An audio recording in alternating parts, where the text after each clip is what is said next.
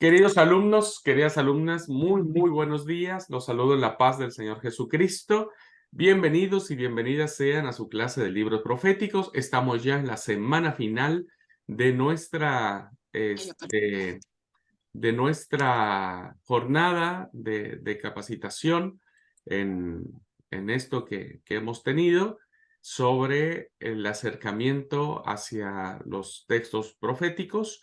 Y ahora vamos a iniciar con un libro muy interesante, que es el libro del profeta Oseas. Y bueno, queremos dar la más cordial bienvenida a una gran expositora también que nos acompaña desde la bella y hermosa ciudad de Loma Verde, en el partido de Escobar, provincia de Buenos Aires, en un maravilloso país llamado Argentina. Bueno. Gracias, querida Esther. Estará nuestra hermana Esther compartiendo con nosotros la clase de esta mañana del libro del profeta Oseas. Así es que, bueno, vamos a poner atención para poder recibir esta clase. Querida Esther, muchas gracias. Gracias igual por haber aceptado voluntariamente su participación en la exposición del profeta Oseas. Y es un gusto escucharle. Adelante, querida hermana. Buenos días, hermanos, queridos compañeros, alumnos de Sebaid, y paz a todos y a nuestro director y profesor, el pastor Abraham. Bueno, mi tema es el profeta Oseas. El siguiente. Bueno, voy a hablar del autor y la fecha. Oseas profetizó a mediados del siglo 8 a.C. Se estima que Oseas debería haber profetizado por lo menos a lo largo de 38 años. Oseas se destaca por ser oriundo del Reino del Norte. Es probable que el libro de Oseas fuera escrito en Judá después de la caída de Samaria, aproximadamente 722 al 721 a.C., según las referencias en el capítulo 1 y versículo 7 y versículo 11. Se desconoce si fue el mismo Oseas el autor del libro que conserva sus profecías. El libro de Oseas es el primero de 12 profetas menores, según el canon judío tradicional.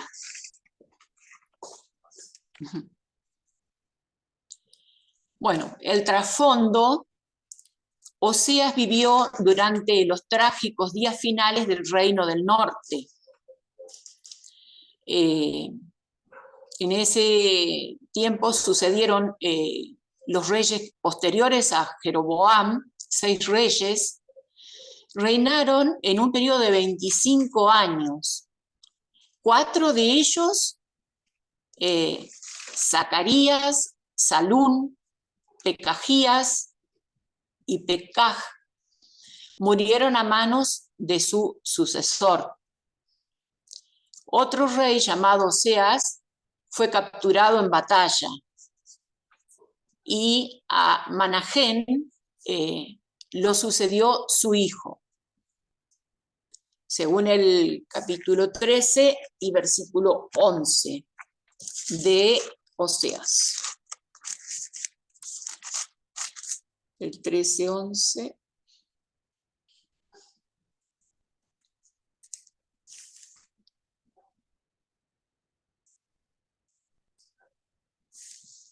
Bueno, no es el versículo, perdón. Asiria dividió a Israel durante el reinado de Pekaj. Solamente los territorios de Efraín y la parte occidental de Manasés quedaron bajo la autoridad de Israel. Más tarde, con el reinado de Oseas, sucesor de Pekaj, Samaria fue capturada y sus habitantes desterrados. en la misma fecha que ya mencioné antes, 722 al 721 antes de Cristo, llegando a su fin el Reino del Norte.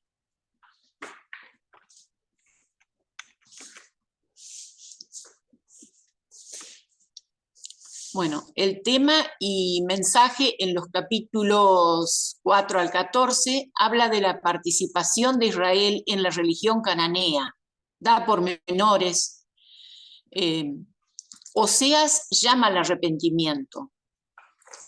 A Israel se le ofrece como alternativa a la destrucción del pueblo por estar alejado de Dios, que abandone las imágenes y se vuelva al Señor. Eso está en los capítulos 6 al 14. El profeta veía que el problema fundamental de Israel consistía en no reconocer a Dios.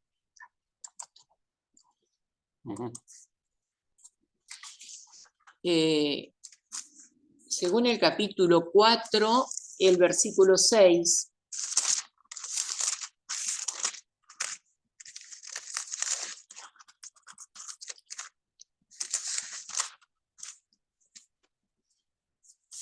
dice: pues por falta de conocimiento mi pueblo ha sido destruido. Puesto que rechazaste el conocimiento, yo también te rechazo, como mi sacerdote, ya que te olvidaste de la ley de tu Dios. Yo también me olvidaré de tus hijos.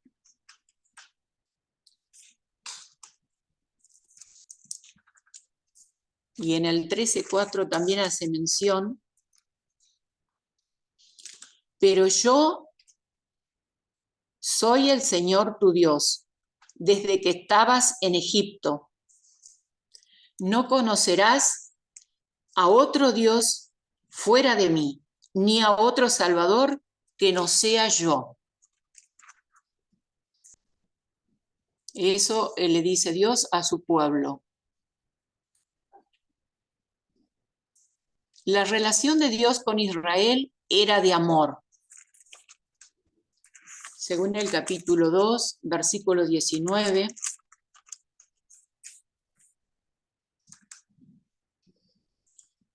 yo te haré mi esposa para siempre, y te daré como dote el derecho y la justicia, el amor y la compasión. Al principio se ilustra este amor con la relación conyugal y más adelante con la relación filial entre Dios y su pueblo.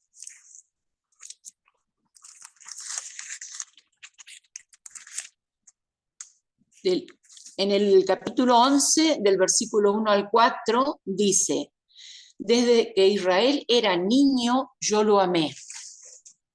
De Egipto llamé a mi hijo, pero cuando más lo llamaba, más se alejaba.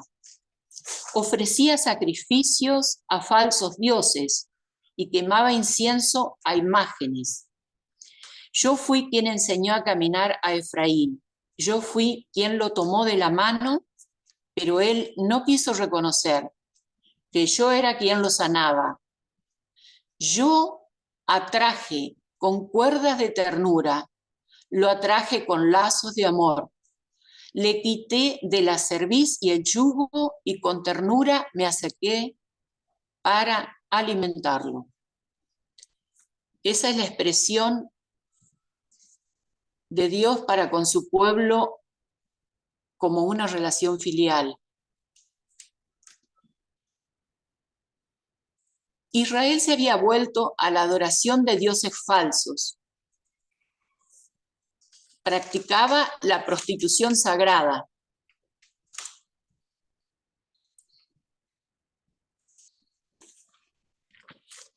Lo cual era sumamente abominable delante de Dios. Adoraba en los lugares altos, en las cimas de las montañas. Y también incluía que se llegaban a las sacerdotisas de esos santuarios lo cual era sumamente abominable a los ojos de Dios.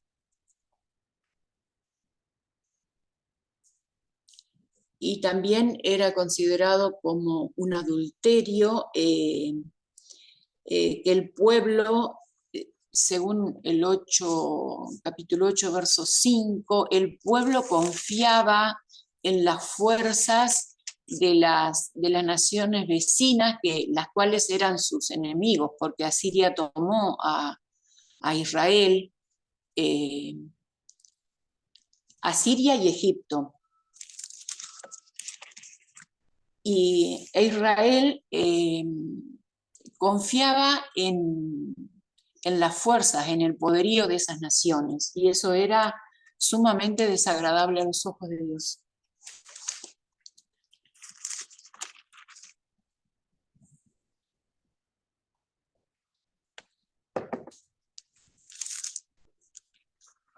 Dice, Samaría, arroja el becerro que tienes por ídolo. Contra ustedes se ha encendido mi ira, ¿hasta cuándo estarán sin purificarse?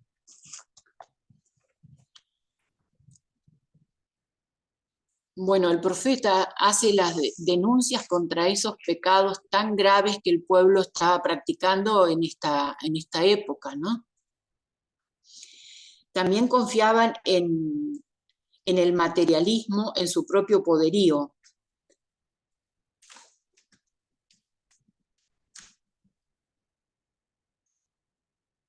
Bueno, con todo y a pesar de la condenación de Dios y de la dureza del lenguaje con que se anuncia el juicio inminente y el propósito principal del libro es proclamar la compasión de Dios que tiene. Al fin y al cabo, no puede dejar que Israel se pierda.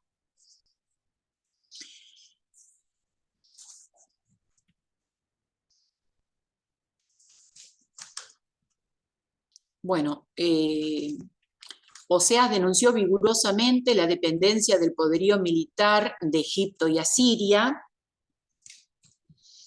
Esto trajo severas consecuencias para la nación. Quisiera leer en el capítulo 8,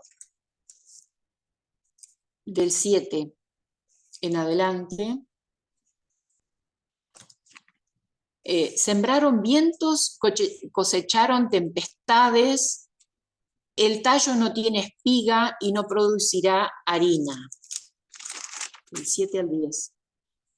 Si acaso llegara a producirla, se la tragarían los extranjeros, pues a Israel se lo han tragado y hoy es de poca estima ante las naciones. Los israelitas subieron a Siria y se apartaron como terco asno salvaje, y Efraín se ha comprado amantes, pero aunque se los compre entre las naciones, de allí volveré a reunirlos y comenzarán a retorcerse bajo la opresión de un rey poderoso. Bueno, los pecados políticos estaban al orden del día y las injusticias sociales eran graves y deplorables.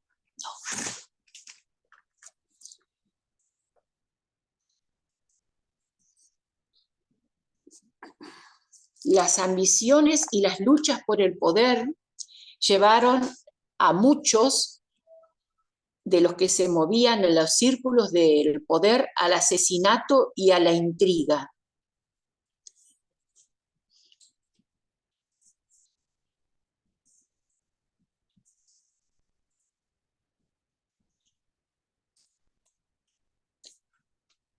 Bueno, en las injusticias sociales, los mandamientos de Dios eran violados a diario por el pueblo.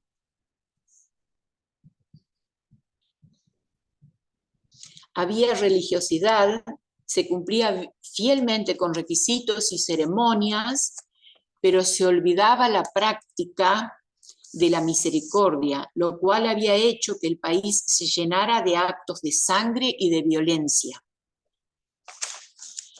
Según el capítulo 6, versículo 6. al 11. Dice, lo que pido de ustedes es amor y no sacrificios, conocimiento de Dios y no holocaustos. Son como Adán, han quebrantado el pacto, me han traicionado. Galaad es una ciudad de malhechores. Sus pisadas dejan huellas de sangre. Una pandilla de sacerdotes está al acecho en el camino a Siquén y como banda de salteadores comete toda clase de infamias. En el reino de Israel he visto algo horrible. Allí se prostituye Efraín y se mancilla Israel. A ti también, Judá, te espera la cosecha de tu maldad, cuando cambie yo la suerte de mi pueblo.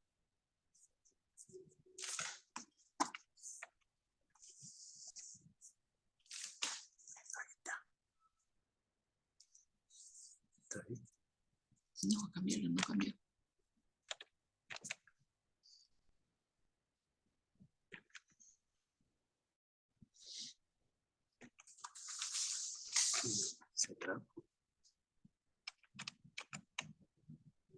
Dice, No. Ahí está. No, y lo próximo. no se trabó. Ese primero. Sigue. El último. Para que llegue el último. No, es el último ya.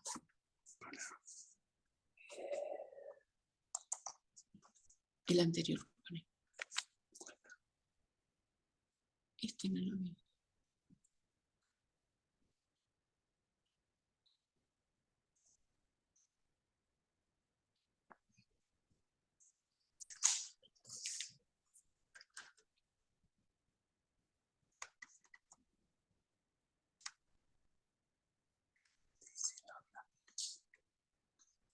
Bueno, tuve acá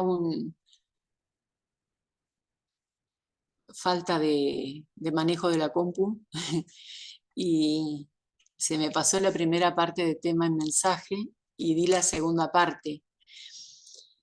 Bueno, quisiera hablar un poquito de los 3 primeros capítulos, que es la primera parte del libro, en donde se narra la vida familiar de Oseas de manera simbólica, con el fin de transmitir el mensaje que el profeta había recibido del Señor para su pueblo.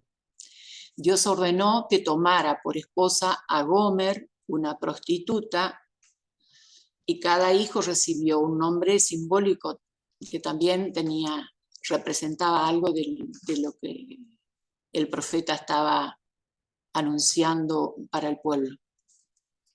En el capítulo 2 alterna entre la relación de Oseas con Gomer y su representación simbólica de la relación de Dios con Israel.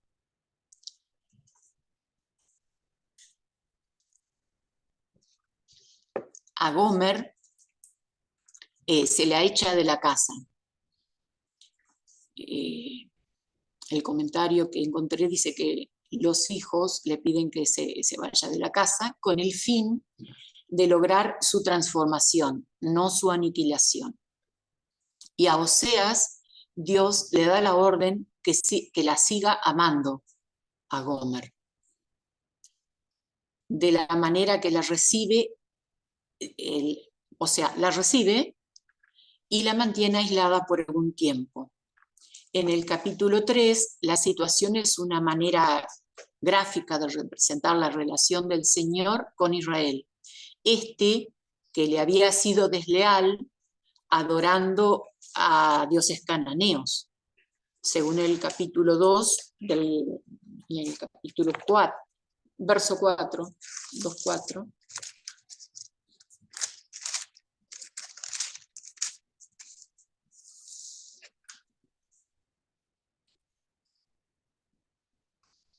En el 2:4 dice, no tendré compasión de sus hijos porque son hijos de prostitución. Y el 9, por eso, llegado el momento, le quitaré mi trigo y mi vino nuevo, la dejaré sin lana y sin lino que le di para cubrir su desnudez.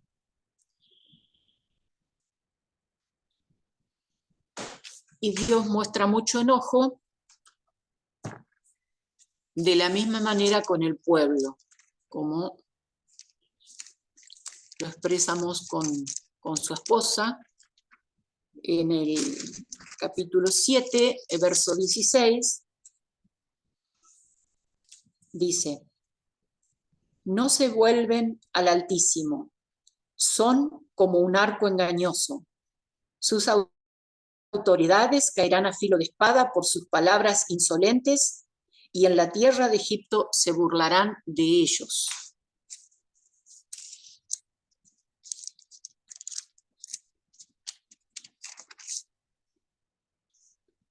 En el capítulo 8:14, Israel se olvidó de su hacedor y se edificó palacios. Judá multiplicó las ciudades amuralladas. Pero yo lanzaré sobre sus ciudades y fortalezas un fuego que los consuma. Y en el capítulo 9:3, no habitarán en la tierra del Señor. Efraín regresará a Egipto y comerá inmundicias en Asiria. Aunque escapen de la destrucción, los recogerá Egipto y los enterrará Memphis. Sus tesoros de plata se llenarán de ortigas y los espinos invadirán sus carpas. El verso 17, como no lo obedecieron, mi Dios los rechazará. Andarán errantes entre las naciones. Pero el Señor todavía amaba al pueblo del pacto y ansiaba recibirlo de nuevo, tal como Oseas había vuelto a recibir a Gomer.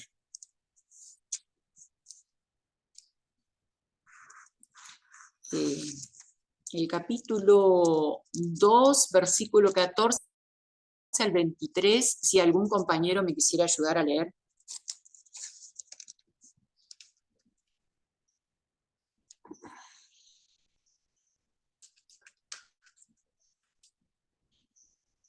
¿2:14 al 23? Sí. Sin embargo, volveré a cortejarla, la llevaré al desierto, allí me ganaré su corazón.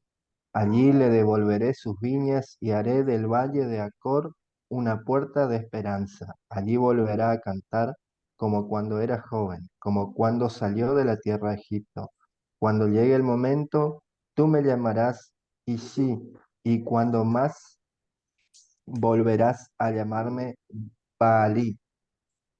Yo te quitaré de la boca los nombres de los Baales y nunca más volverás a mencionar sus nombres.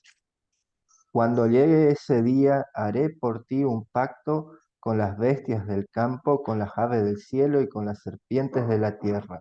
Pondré fin al arco, la espada y la guerra, y te haré dormir tranquila. Para siempre te tomaré por esposa y serás mi esposa ante Dios y ante los hombres con toda misericordia y compasión. Yo te tomaré por esposa con votos de fidelidad y tú conocerás a tu Señor. Cuando llegue ese momento, yo le responderé a los cielos y los cielos le responderán a la tierra. La tierra les responderá al trigo, al vino y al aceite, y ellos les responderán a Jezreel. Yo la sembraré para mí en la tierra, y tendré misericordia de Lo-Ruhama, y a Lo-Ammi le diré, tú eres mi pueblo, y él me dirá, tú eres mi Dios. Amén. Amén, gracias. Bueno, acá en este texto, Oseas tiene una manera muy muy hermosa de expresar, un escrito poético y en el cual se expresa mucho amor como Dios recibe al pueblo y ama a ese pueblo que le había dado todos esos nombres de castigo y se los cambia por pueblo mío y los hace reconocer y los recibe como pueblo y que el pueblo invoca a Dios diciendo Dios mío. Bueno, yo quisiera dar lectura al capítulo 14 de Oseas para finalizar con esta exposición. Dice: Vuélvete, Israel, al Señor tu Dios. Tu perversidad te ha hecho caer. Piensa bien lo que dirás. Vuélvete al Señor con este ruego. Perdónanos nuestra perversidad y recíbenos con benevolencia, pues queremos ofrecerte el fruto de nuestros labios. Asiria no podrá salvarnos. No montaremos caballos de guerra, nunca más llamaremos Dios nuestro a cosas hechas por nuestras manos, pues en ti el huérfano haya compasión. Respuesta de Dios: yo corregiré su rebeldía y los amaré de pura gracia, porque mi ira contra ellos se ha calmado. Yo seré para Israel como el rocío y lo haré florecer como lirio. Hundirá sus raíces como cedro del Líbano. Sus vástagos crecerán y tendrán el esplendor del olivo y la fragancia del cedro del Líbano. Volverán a habitar bajo mi sombra y crecerán como el trigo. Echarán renuevos como la vid y serán tan famosos como el vino del Líbano. Efraín, yo, ¿qué tengo que ver con las imágenes? Soy yo quien te responde y cuida de ti. Soy como un pino siempre verde, tu fruto procede de mí. El que es sabio entiende estas cosas, el que es inteligente las comprende.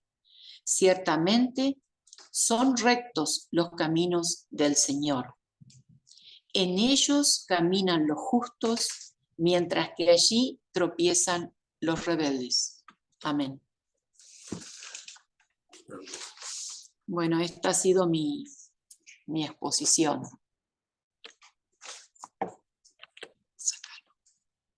Muchas gracias, querida Esther.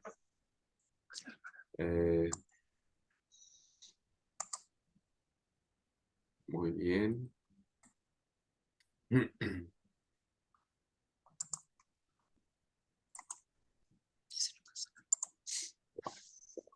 Aquí ya le ayudé. Ah, gracias. Gracias. No, por favor. Perdón por el inconveniente, no sé qué me pasó, pero bueno. Ningún Recién problema. estoy aprendiendo. Ningún problema, querida. No, ningún problema. Muchas gracias, porque sí, olvídese, todos andamos igual con el tema de la tecnología. A veces ya no sabemos cuál es el botón. Pues muchas gracias, querida Esther. Gracias por compartirnos esta clase muy puntual en cuanto al profeta Oseas. Pues el profeta Oseas es un profeta muy importante porque, como usted lo ha manifestado en su exposición, ¿no es cierto? Es un profeta que se enfrenta a muchas cosas, es un profeta que se enfrenta básicamente a una lucha desencarnada, diríamos, en contra de de Bali o de Baal, depende cómo querramos nombrarlo, ¿no es cierto? y que eso había hecho que el pueblo se hubiera confiado tanto en él, ¿no es cierto? Dice el capítulo 2, versículo 6, que no, el pueblo creía que no era Yahvé el que les daba el pan, el agua, la lana, el lino, el vino y el aceite. Ellos creían que todas esas cosas venían de Baal. Entonces, hay una lucha, como lo vimos con el profeta Elías. Tanto Elías como Oseas son profetas que van a pelear contra este régimen idolátrico que se ha instalado profundamente en la vida del pueblo. Bueno, poco sabemos de Oseas, ¿no? Tal y como nos dijo nuestra hermana Esther, poco sabemos de él, no sabemos cuándo nació, en qué año él nació, cuándo muere. Tampoco conocemos dónde nació el profeta Oseas, a qué se dedicaba el profeta Oseas, como muchos otros profetas sí tenemos alusiones que se dedicaban o eran sacerdotes o agricultores, etcétera. Y algo muy interesante, lo único que sabemos es una relación matrimonial que él tiene, ¿no? Conocemos el nombre de su esposa, Gomer, conocemos el nombre de sus hijos, que de manera simbólica se les ha puesto el nombre a los chicos. Y como les había comentado en algún momento, no sé, en la acción simbólica que analizamos en una clase, porque analizamos la acción simbólica de Oseas, hay algunos que piensan, ¿no es cierto?, que este relato del casamiento de Oseas con una prostituta es una ficción literaria, es decir, que fue una elaboración del autor del libro de Oseas sobre esta narrativa. Algunos otros creen que directamente el profeta Oseas recibió la orden de Dios para casarse, sí, con una prostituta y tener hijos. Y la tercera postura en este relato es que la prostituta no era como tal, la mujer de Oseas no era una prostituta como tal, sino era una chica, una mujer normal, pero después engañó a Oseas y ese engaño la llevó a catalogarse como prostituta. Bueno, esas son las posturas que se tienen al respecto. Bueno, vemos que, como dijo mi hermana Esther, este es un tema que le va a sacar mucho jugo, diríamos, el profeta Oseas a la relación que Israel ha tenido con Dios, ¿verdad? Y Dios quiere tener con él. La gente no le gustaba al profeta Oseas porque, como dice el capítulo 9, versículo 7, vinieron los días del castigo, vinieron los días de la retribución, e Israel lo conocerá. Necio es el profeta, insensato es el varón de espíritu. Aquí lo tachan al profeta de necio, ¿verdad? Y de ridículo, según el versículo número 7. Bueno, no quieren al profeta Oseas, el pueblo, ¿no? Lo trata de necio y de ridículo. Pero a diferencia de lo como vamos a ver en el profeta Amós, no le impiden hablar al profeta Amós y le dicen calla, no hables, profecía. En el caso del profeta Oseas, no hay una indicación de que callen al profeta Oseas para hablar. Bueno, eso es gracias porque este es un hermoso el libro que nos habla acerca de que es un profeta que va a anunciar al reino del norte, ¿verdad? Como dijo, a Israel, ¿verdad? Probablemente el ministerio profético lo habrá desarrollado en las ciudades más importantes de Israel, llámese Samaria, llámese Gilgal o llámese Betel, que eran los 3 lugares más importantes e incluso sagrados del reino del norte, a donde quizá el profeta ejerció su ministerio. Bueno, solamente para agregar un poco, ¿verdad? El profeta Oseas va a condenar profundamente la injusticia y la corrupción, como lo mencionó mi hermana Esther, ¿no es cierto? La sociedad del Reino del Norte no estaba solo corrompida de manera idolátrica, Sí, de manera idolátrica, sí, no solo estaba sumergida en el culto a Baal, sino también había fuertes discrepancias sociales, fuertes injusticias sociales, corrupciones en todas las esferas del poder, ¿verdad? Que había en Israel.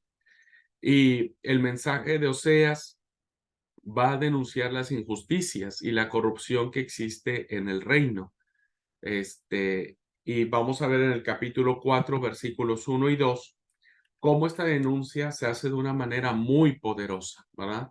Es una denuncia social, ¿verdad? Es una denuncia social. Hoy podríamos pensar que Oseas formó parte de un colectivo de disidentes al gobierno, donde les manifiesta su incompetencia y su idolatría. Dice el capítulo 4, versículo 1 y 2. Oíd palabra de Jehová, hijos de Israel. El Señor pone pleito a los habitantes del país, que no hay verdad ni lealtad, ni conocimiento de Dios en el país, sino juramento y mentira, asesinato y robo, adulterio y libertinaje, homicidio tras homicidio, ¿verdad? Bueno, claramente entonces vemos cómo la sociedad de Israel estaba podrida, diríamos, en sus cimientos sociales, donde los asesinatos que hoy vemos comúnmente en nuestros países, ¿verdad? Cuando alguien asesina, los homicidios dolosos, las estadísticas hacen un país inseguro, un país violento. Y bueno, Israel estaba en esa situación. Eh, Otra cosa que hace, eh, como dijo mi hermana Esther en una de sus láminas, eh, Israel se había confiado más en Egipto y en Asiria que en Jehová. ¿Verdad? Ese es el grave conflicto que van a tener los profetas. Este, Van a confiar más en eso. Va a ser más poderoso Asiria, les va a ayudar mejor Egipto que confiar en Yahvé. Este es el gran conflicto que tenemos. Y hay conflictos del profeta Oseas contra el sacerdote, contra los sacerdotes del templo. Hay conflicto que tiene el profeta con los políticos de su tiempo, pero solo para resaltar lo que había dicho mi hermana Esther, el gran conflicto es con Baal, ¿verdad? Es con Baal. Ya leyeron algunas partes sobre eso, ¿verdad? Otra forma de idolatría es la construcción de los becerros de oro, dar culto a ellos, ¿verdad? En donde se transgrede el segundo gran mandamiento de no hacerse imagen y el pueblo había hecho, ¿verdad? Los becerros de oro. El capítulo 8, versículos del 4 al 6, constatan la aberración que el pueblo había hecho para intentar dominar a Dios, manipulándolo, convirtiendo a Yahvé en un ídolo, principalmente en esto, ¿no es cierto? Que era el becerro de oro. Según la tradición bíblica, los becerros fueron instalados por Jeroboam primero en el 931, cuando las tribus del norte se separaron de Judá. Porque recuerden, hermanos, que cuando el reino del norte se separa del reino del sur, el templo queda en el reino del sur. Entonces los del norte dicen, bueno, ¿y ahora dónde adoramos? ¿A quién adoramos? Entonces el becerro era un símbolo de la presencia de Dios y en los primeros tiempos no representó un problema para el pueblo, no lo vieron como un acto de idolatría, sino como un acto de sustitución. Entonces dijeron, bueno, ya que no tenemos templo para adorar o algún objeto, entonces construyeron el becerro de oro. Pero tanto Elías como Eliseo van a condenar profundamente este culto al becerro de oro y el pueblo más tarde cayó en grandes equivocaciones porque ya Israel empezó a confundir el becerro de oro con Yahvé mismo, ¿verdad? Dijeron que era lo mismo. Ahí ya fue el grave problema. Por eso Oseas lo critica con duras palabras en el capítulo 8, versículos del 4 al 6, que dice, ellos establecieron reyes, pero no escogieron por mí. Construyeron príncipes, mas yo no lo supe. De su plata y de su oro hicieron ídolos para sí, para ser ellos mismos destruidos. Tu becerro, oh Samaria, te hizo alejarte. Se encendió mi enojo contra ellos, hasta que no pudieron alcanzar purificación. Porque de Israel es también este, es decir, el becerro, ¿no? Y artífice lo hizo, no es de Dios, o sea, Dios no lo hizo alguien, ¿no? Que no era el Dios, por lo que será deshecho en pedazos el becerro de Samaria. Entonces, vemos claramente cómo Oseas,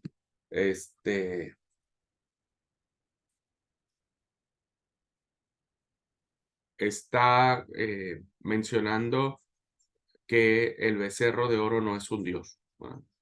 Un escultor lo hizo, no lo hizo Dios, así que será destruido el becerro de Samaria. Pero este es el contexto en el que se manejó el profeta. Bueno, pues solo quería hacer estas acotaciones, aunado a lo que Esther nos presentó en su clase. Así que bueno, vamos a agradecerle a Esther. Muchas gracias, Esther, por el esfuerzo. Ya saben, vamos a poner nuestro símbolo de gratitud con un corazoncito. Así que los invito a poner el corazoncito aquí a Esther. Muchas gracias, Esther. Dios le bendiga mucho por compartir con nosotros. ¿Hay alguna pregunta que quieran hacerle a Esther? Aprovechen ahora. Gracias, Esther, gracias. Bueno, Mario dicen que es el jefe de grupo.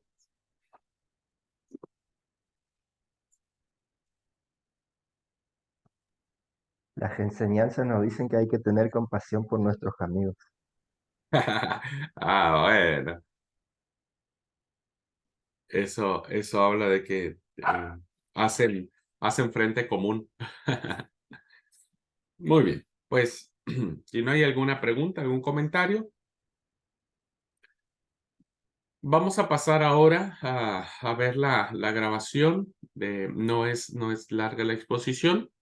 Vamos a ver ahora la grabación de nuestra compañera Brenda Patzer, perdón, que nos mandó su grabación, y vamos a ver ahora el libro del profeta Joel, ¿verdad? El libro del profeta. Así es que bueno, voy a compartir la grabación. Me avisan si se escucha bien la grabación, así. Okay. A ver, un segundito.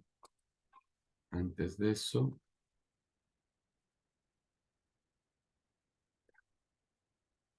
Ahora sí, vamos a ver la grabación de el profeta Joel. Bien.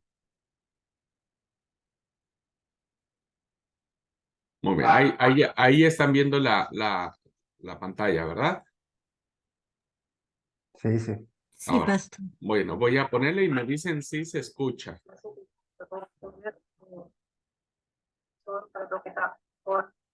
¿Se escucha el audio? Se escucha como trabado. Como Sí, entrecortado. sí, vamos a tener un poco de paciencia porque sí, parece que no tenía buena señal Brenda cuando la grabó. Lo importante es que sí se oiga, que ustedes lo pueden escuchar, pero sí está un poco entrecortado, pero bueno, vamos a tratar de entenderlo un poco. Pero sí era por su señal, no era muy buena cuando la grabó. Bueno, vamos a escuchar. Muy bien. Para comenzar, creo que podamos ver sobre el origen etimológico del nombre del profeta. El nombre Joel, en hebreo Yahweh, significa Yahvé, es Dios. El profeta Joel es un personaje del Tanakh, del Antiguo Testamento. Fue el segundo profeta en las 12 profetas menores, seguido por Abdías, y la Biblia se encuentra situado entre Oseas y Amos. Para esta sobre el mensaje, ver de que a pesar de que es un libro corto, porque tiene 3 capítulos nada más, fue considerado un profeta importante en la interpretación judía y cristiana debido a su mensaje sobre la necesidad y la reconciliación con Dios y la promesa de restauración espiritual. La Biblia nos damos cuenta de que no proporciona muchos detalles personales sobre el profeta Joel, como por ejemplo su origen o su familia. Pero nos damos cuenta de que lo más interesante es el mensaje profético, es el llamado, el arrepentimiento y la transformación espiritual en el contexto de la Testament. También la advertencia sobre el cambiar el Señor era un evento experimental. Una característica del escrito es de que no es muy claro cuánto se puede ver puede ser vista, puede ser interpretada por esto, en el siglo IX,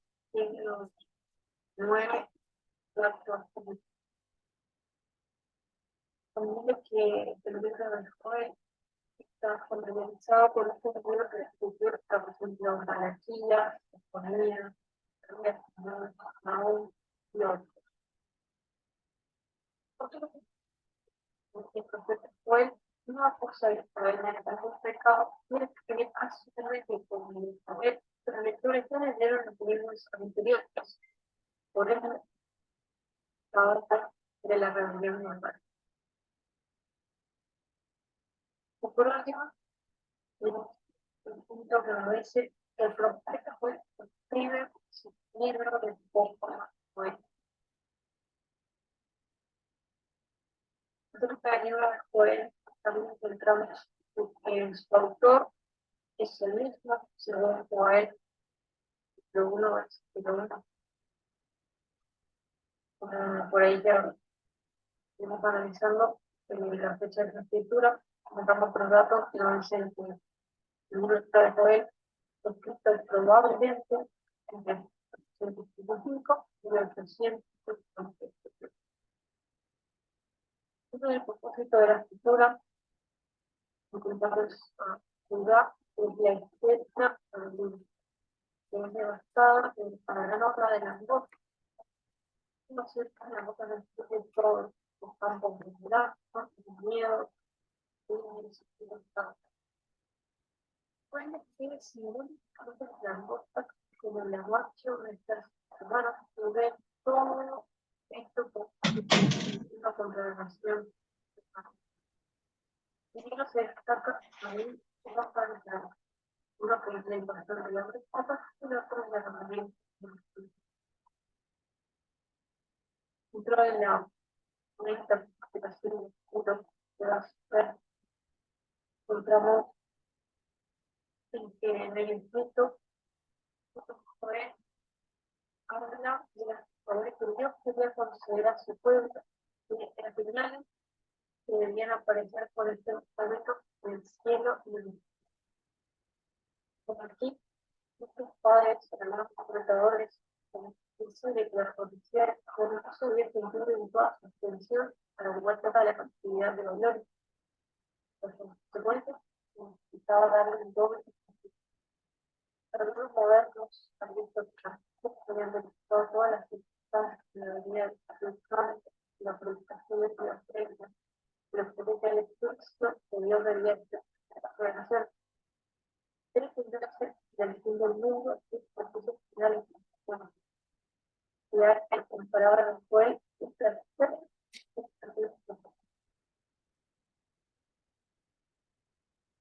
por ejemplo, por el desarrollo de sus proyectos, en el capítulo 1, donde Joel una cosa que dice, hay de buscar, está el lugar de trabajo, de por la institución, por todo, pero Joel, no solamente se unió, se mantuvo, se pasó, se unió sobre Israel, y él se unió, esta misma poética, como la anteriormente mencionaba, él escribe la plaga de la angustia que salió sobre el padre. Luego, desplazamiento y destrucción de los cultivos, que tenían relación. Podemos considerar que este acontecimiento cuenta como un castigo de penitencia para el pueblo de Israel por los pecados. En este caso no se menciona, pero también anteriormente se ha dicho, el autor piensa que los que leen su libro la habían leído anteriormente. Los otros libros explican con detalles el pecado de Israel, entonces él no lo revela. En este libro también encontramos un primer llamado para la persona. En el libro del 1, versículos 3 y 14. Esta serie de pueblo sacerdotes primeramente entran estos niños y la noche de pura la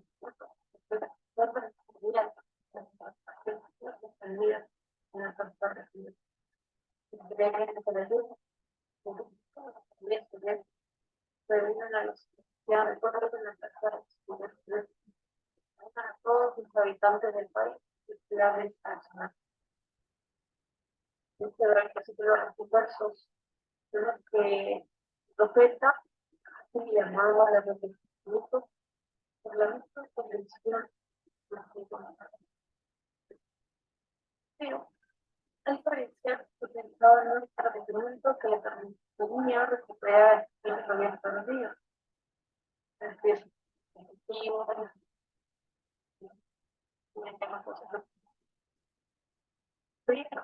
se lo permitiendo sería una parte cierta, claramente el sur, donde se vivió para alcanzar la victoria de Dios, la de la superficie.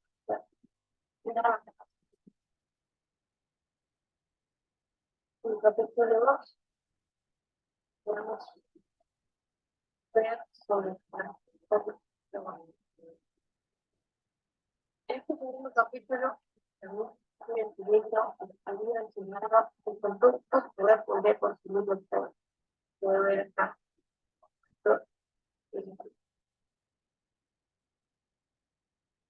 El libro de Joel, capítulo 2. Podemos observar que la condición que esperaba el pueblo los levantadores de pero aún Dios percibe su misericordia para ayudar a empezar el reconocimiento del pueblo. Y esta vez un aparecimiento mundial. Joel 2:13. Ahora bien, vuelvan a la corazón, la luna, llantos y lamentos. Ráfriense el corazón y no para sí. Vuélvanse al Señor su Dios, y Él dignados. Esto para la ira, lleno de amor, cambia de parecer, no. En este momento, es mismo que transforma solamente saber de que este reconocimiento es parte de lo más profundo de todos y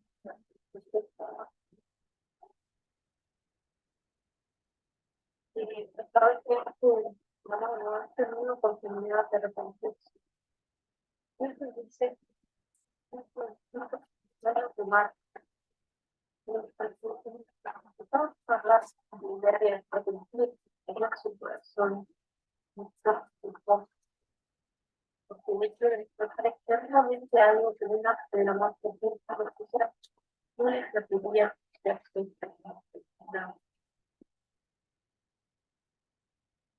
En el segundo capítulo encontramos la respuesta de esto y la ese momento, 18 al 21. Entonces, escribió postura amor por su tierra, su trabajo, el señor, no señor, muy bien, materiales, una nueva, no debería ponerme de intervenciones, los saberes ustedes, tiene pelo,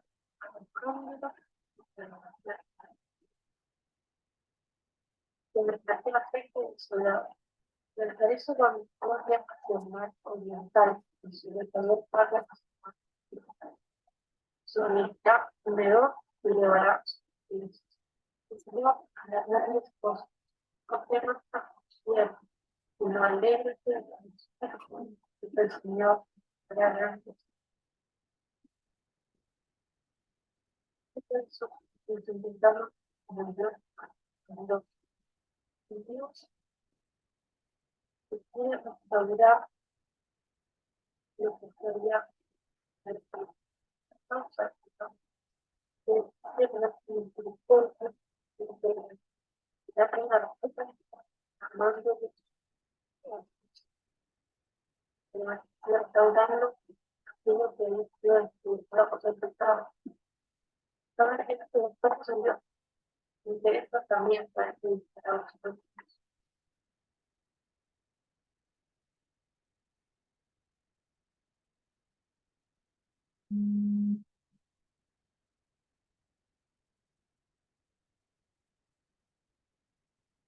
También encontramos en el tratamiento del Espíritu Santo. Ese en Joel 2:28-9. Después de esto, de la manera que sobre todo el hermano, existe, muchos de ustedes lo que necesitarán, tendrán sueños, situaciones, Dios y dice para la paz. En esos días de Rafael Espíritu, aún sobre los ciertos, como vemos en este acontecimiento, probablemente derramar su espíritu sobre toda la humanidad para poder. También menciona sobre señales y prodigios para conocer una acción. Antes de que venga el día del Señor futuro, y advierte un indica que invoca el nombre de Jehová será salvo. Tanto antes, no habrá personas en su permanente y él por el demás. En este capítulo tercero encontramos lo que nos habla sobre el juicio y contaminación. O el 3, 1 y 2. En aquellos días nos hemos señalado cuando restaure yo las cosas de Judá y los Jerusalén, subiré a las naciones y los haré bajar al barrio. También daré justicia para los pueblos y encontraré mi prosperidad. El pueblo de Israel. Entonces pasaron sus redenciones y expectativas. Una profetizada, Dios juzgará a las naciones, las cosas tratar para traer. Aquí, pasado Jerusalén, para una figura occidental. También vemos que pues se restauró por el cual se centra también en esa restauración de Israel, que mucha escribió para retirar la cautividad del pueblo. Habla de la prosperidad y la bendición de la tierra. Luego encontramos la derrota de los enemigos de Israel. Fue también profetizar la derrota de los enemigos de Israel, la seguridad del pueblo. Dice Joel 3:20, pero Egipto quedará desolado, Edom convertido en desierto. La violencia cometida contra el pueblo de Judá, usted tierra de las maldiciones de nación. Judá y Jerusalén serán inventadas por África por todas las cosas. En conclusión, si volvemos a recapitular un poco este acontecimiento, Es importante tener Joel, estudiar, llamar a los administrados y el pueblo de Israel. El primer llamado y el segundo que sabemos que es importante por el hecho de que tuviéramos que perspectiva también la restauración de todo lo que vive el pasado, ha sido pasado de los plagas, de los resultados. También apreciar lo que fue la figura esta de Espíritu Santo, que nos dio sobre toda la humanidad. Vemos que el profeta fue el anuncio un día del Señor Jesús, donde cumplía un juicio contra las naciones y el pueblo de Israel. Dios, bondad, para podemos hacer una aplicación en la actualidad de la enseñanza de la Israel y profeta. Podemos dar los siguientes puntos sobre los arrepentimientos y la penetración. En este capítulo, en este apartado, tenemos Joel llama a la gente arrepentida, espiritual, cabello y de y la sociedad actual es llamada a recordarnos que el desarrollo de la repetición personal sobre la vida, sobre educación de familia, y sobre realmente de todo aquello que es más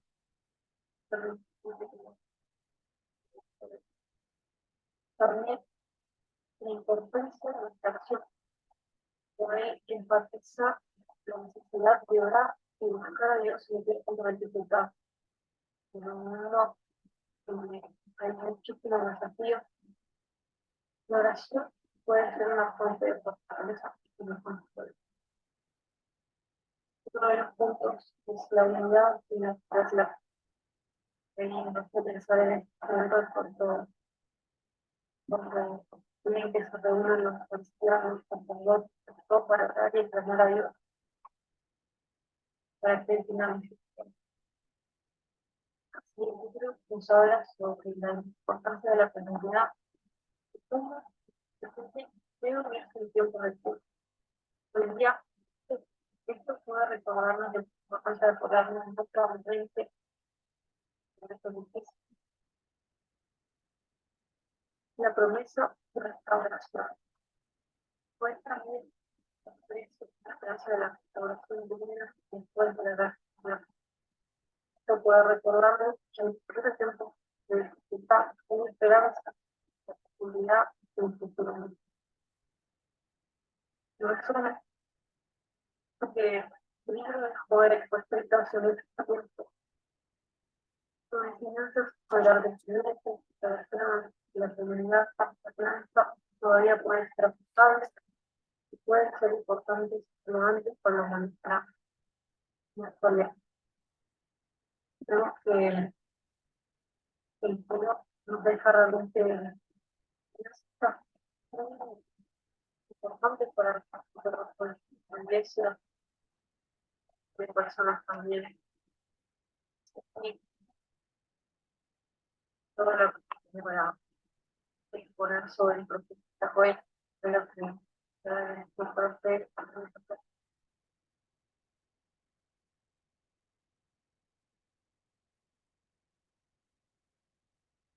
Bueno,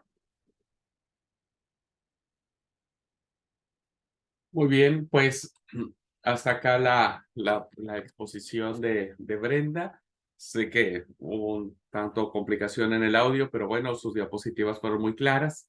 Y su exposición me gustó. Gracias, Brenda. Gracias sé que seguramente vas a ver la clase grabada, entonces desde ya te agradezco mucho tu esfuerzo. La verdad que gracias por compartir las cosas más puntuales de este profeta, del cual no tenemos muchos datos, ¿no es cierto? Pero que sigue siendo un profeta muy, muy importante. Así es que bueno, si estamos ahí, hermanos, vamos a poner igual el corazoncito de agradecimiento a Brenda para decirle, bueno, pues muchas gracias por haber compartido la clase de esta mañana. Muchas gracias. Gracias, Brenda. Dios te bendiga. Bueno, que solamente para precisar algunos puntos que Brenda nos hizo favor de compartir, ¿verdad? Me gustó mucho su conclusión y su aplicación, me gustó mucho.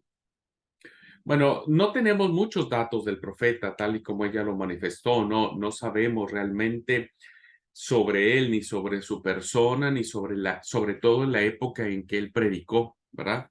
Lo único que sabemos, dice el título, que es el libro se le atribuye a un personaje llamado Joel ben Fatuel, es decir, Joel, hijo de Fatuel, y es lo único que tenemos.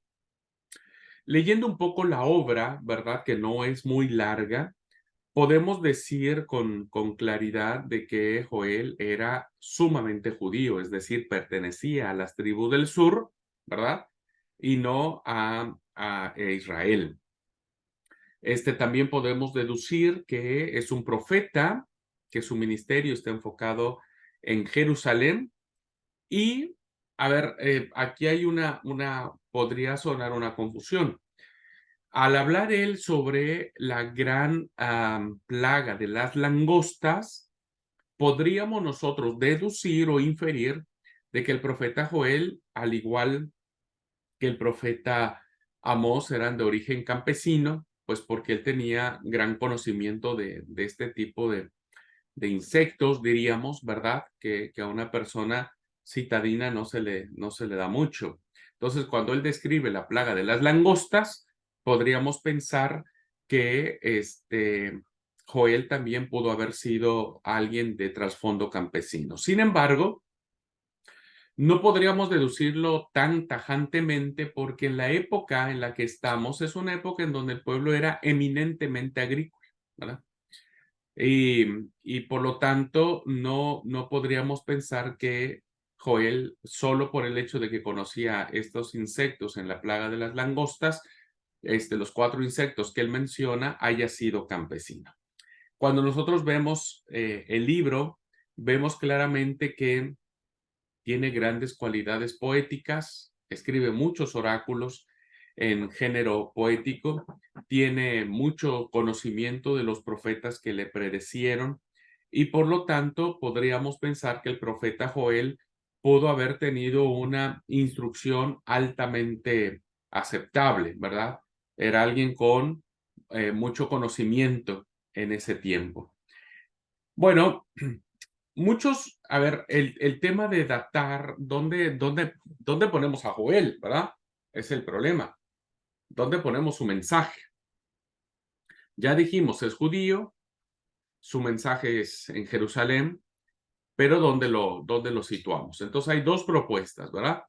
Una propuesta es situarlo al final de la monarquía, es decir, antes del destierro, ¿verdad? Es decir, cuando el fin de la monarquía del Reino del Sur está por llegar. Y entonces veremos cómo el mensaje del profeta Joel es un mensaje en donde llama al pueblo al arrepentimiento, ¿verdad? Bueno, pero hay algunas situaciones que algunos eruditos observan como que no pudo haber sido el mensaje del profeta Joel en la época del final de la monarquía del reino de Judá, sino que básicamente lo van a situar, donde incluso Brenda lo menciona, lo va a situar básicamente durante el siglo V, es decir, ya en la época de la restauración, cuando ya pasó lo que es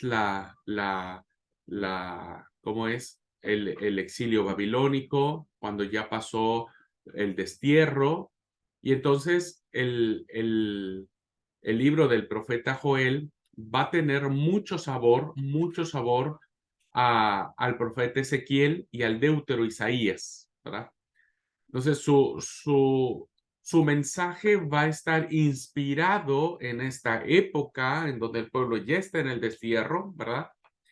Y entonces, cuando el pueblo ya ha sido rescatado por Dios, vamos a encontrar que el profeta Joel va a mencionar la actitud de Dios para con el pueblo. Por eso vemos en el capítulo 2, versículo 13, ¿verdad? Capítulo 2 de Joel, versículo 13, vemos claramente que dice, rasgad vuestro corazón y no vuestros vestidos.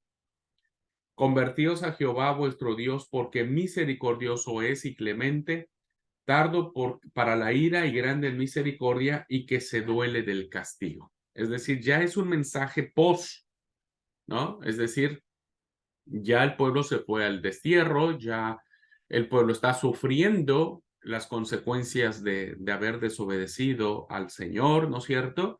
Y entonces el mensaje de Joel se estaría situando evidentemente en esta época de la restauración o después de que el pueblo ha sido desterrado y ha vuelto nuevamente a Jerusalén, ¿verdad? Bueno, si nosotros hacemos una lectura de estos 3 capítulos, vamos a ver que tanto la caída de Jerusalén como la caída de la monarquía y el destierro suenan ya a eventos pasados, no a eventos futuros, sino a eventos pasados. Evidentemente, entonces, a Joel nos es fácil situarlo después del destierro, en lo que se le conoce, lo hemos dicho, la etapa de la restauración, donde ya hay un mensaje más de que Dios pues está haciendo algo, ¿verdad? De que Dios ha sido clemente, ha sido misericordioso. Es un Dios que le ha dolido el castigo que le ha infligido al pueblo judío, ¿no? Bueno, esa es una cosita que quería situar. Es muy probable que Joel entonces sea más un profeta de la restauración, muy cercano a Nehemías, muy cercano a Esdras. No, no sé si tan cercano, pero en esta época de la época de la restauración, del profeta Malaquías, del profeta Ageo, vendría a ser contemporáneo el profeta Joel. Así es que Joel no es cualquier profeta, es un profeta al que el pueblo le reconoce su capacidad, ¿verdad? Y el profeta Joel, uno de los mensajes es que va a sacudir la conciencia, ¿verdad? De que el pueblo pueda dar también y pueda mirar hacia el futuro, hacia el gran proyecto de Dios que vendrá en el capítulo 3,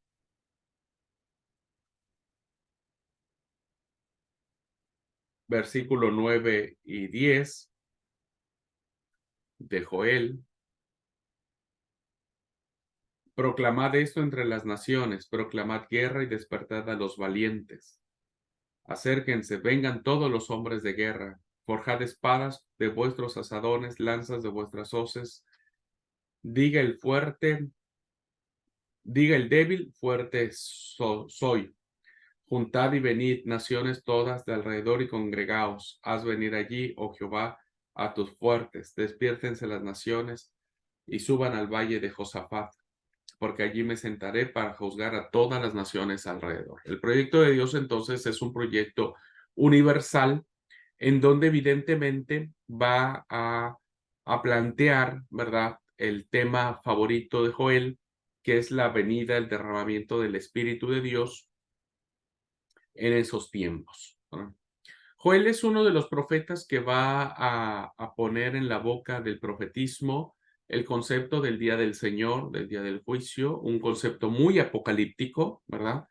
Con una influencia apocalíptica. Entonces, por eso es que ya nos acercamos a la época persa, a la época de la restauración, nos acercamos ya un poco a la época griega, ¿verdad?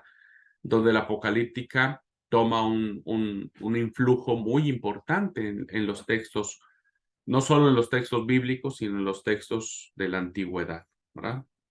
Entonces, por eso vemos estas ideas de haré prodigios en el cielo y en la tierra, sangre, fuego, humareda, el sol aparecerá oscuro, la luna ensangrentada, antes de que llegue el día del Señor grande y terrible. Muy apocalíptico. Es un género apocalíptico basado en los símbolos, basado en las metáforas, ¿verdad? Para decir una verdad importante, una verdad fuerte, una verdad profunda.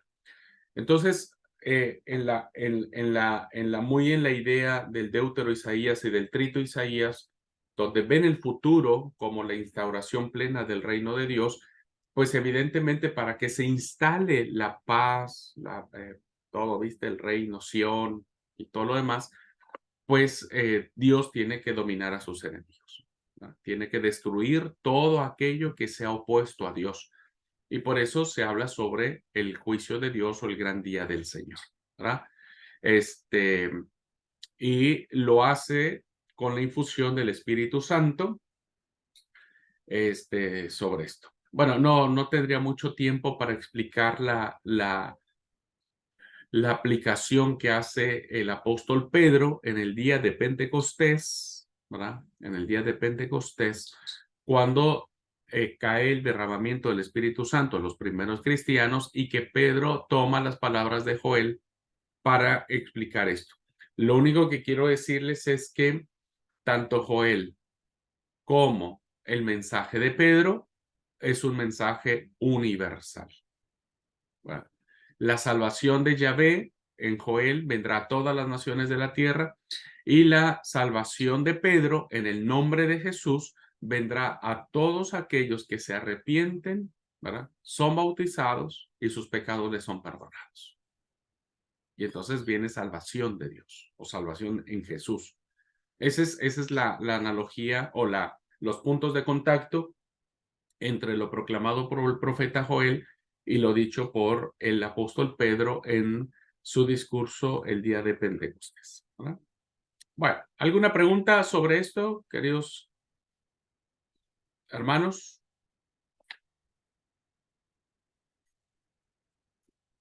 Es un profeta que trae mucho consuelo, mucha esperanza. Sí, Amanda, adelante, perdón.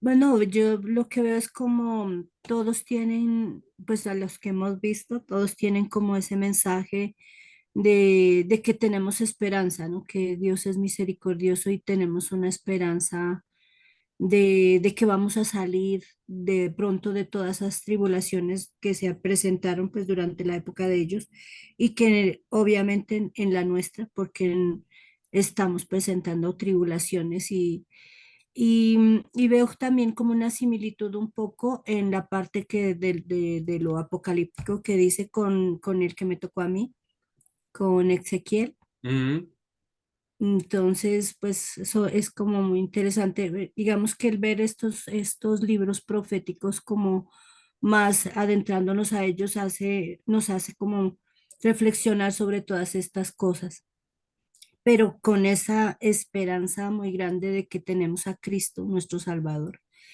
y que tenemos una esperanza de que vamos a tener una vida eterna, ¿no? sí, sí, querida Amanda, es exactamente por eso colocamos a Joel muy ahí cerca de Ezequiel, ¿no es cierto? En esta forma de escritura y tal y como lo dijo Brenda en su exposición, que me gustó mucho la aplicación, se habla mucho sobre la oración, sobre la unidad, se habla mucho sobre el derramamiento del Espíritu Santo, ¿verdad? Que eso es parte fundamental en la vida cristiana porque eso es lo que nos da esperanza, ¿verdad? O sea, Israel ya estaba en esta época de ir hacia el tema de su restauración, por eso se llama la época de la restauración, porque ya estamos en el segundo templo, ya vemos a personajes como Zorobabel, como Josué, como Esdras, como Nehemías, ¿no es cierto? Entonces el profeta Joel da este atisbo de esperanza, decir, Dios es misericordioso, le ha dolido el castigo, pero no nos va a dejar así. Derramará su Espíritu Santo sobre toda persona y entonces el día terrible del Señor vendrá para, el tema no es en sentido negativo, ¿verdad? Decir, uy, qué miedo, viene el día del Señor, el juicio de Yahvé, sino más bien en una expresión de esperanza, ¿no? Es decir, por fin viene alguien que nos viene a liberar total y completamente. Esa liberación, entendemos, vino en Jesús, por eso Pedro utiliza a Joel en el discurso de Pentecostés, ¿verdad? Y se lo dirige a los judíos que conocían perfectamente el libro del profeta Joel, ¿verdad? Y entonces, con base en eso, ahora la salvación es universal. Judíos y gentiles tenemos la esperanza de que Dios nos librará de todas nuestras tribulaciones y algún día, lo proclamamos nosotros también, ¿no es cierto? Algún día vendrá el Señor Jesús por segunda vez a establecer su reino sobre la tierra y a poner a sus enemigos debajo de sus pies. Muy bien. Gracias, Amanda, por la precisión. ¿Alguien más, Amanda? antes de irnos al receso? Muy bien. Si tenemos alguna pregunta, se la mandamos a Brenda por WhatsApp y ya, que ella nos responda. Bueno, gente linda, vamos al receso y volvemos a clase. Tomamos 10 minutitos de receso.